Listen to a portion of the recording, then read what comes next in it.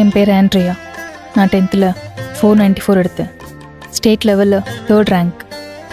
நான் 11th biology group எடுத்தேன். 12th 589 mark எடுத்து டிஸ்ட்ரிக்ட் லெவலில் 1st ரேங்க் வந்தேன்.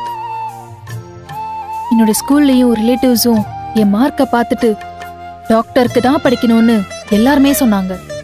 நானும் நீட் எக்ஸாமுக்கு படிக்க ஆரம்பித்தேன்.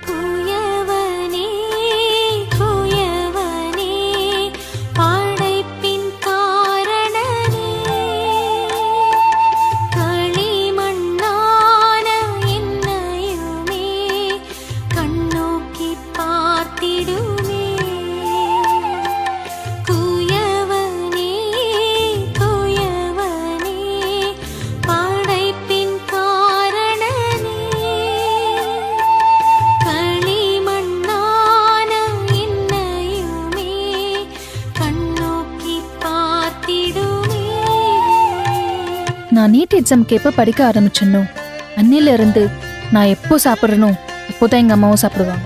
நான் எப்போ தூங்குறனோ அப்போதான் அவங்களும் தூங்குவாங்க. இதுக்கும் மேலே எங்கள் அப்பா என் படிப்புக்காக மட்டுமே உழைக்க ஆரம்பிச்சாங்க. ஆண்ட்ரியா, என்னமா பண்ற? ஏங்க அவளை ஏங்க தொந்தரவு பண்றீங்க?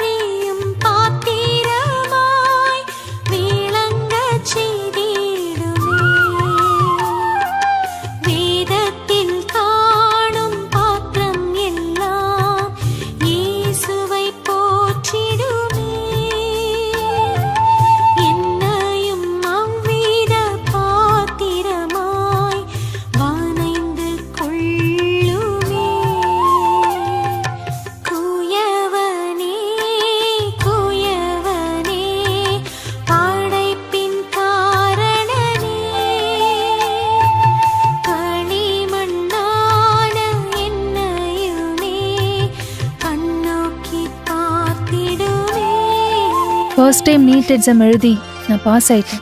ஆனால் மார்க் கம்மியாக எடுத்ததுனால எனக்கு டாக்டர் சீட் கிடைக்கல. செகண்ட் டைமும் நல்லா படித்து எக்ஸாம் எழுதினேன்.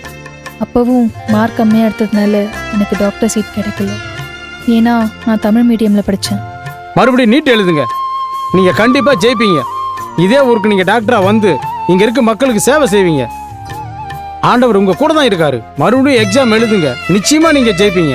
நீங்க டாக்டரா வருவீங்க. இந்த ஊர்ல இருக்க மக்களுக்கு நீங்க சேவை செய்வீங்க. இயேசு உங்க குடும்பத்தை நேசிக்கிறார்.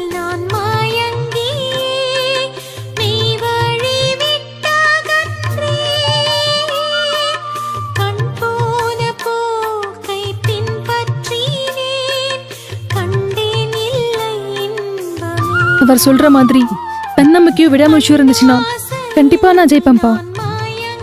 நான் மறுபடியும் நீட் எக்ஸாம் எழுதுறேன்ப்பா.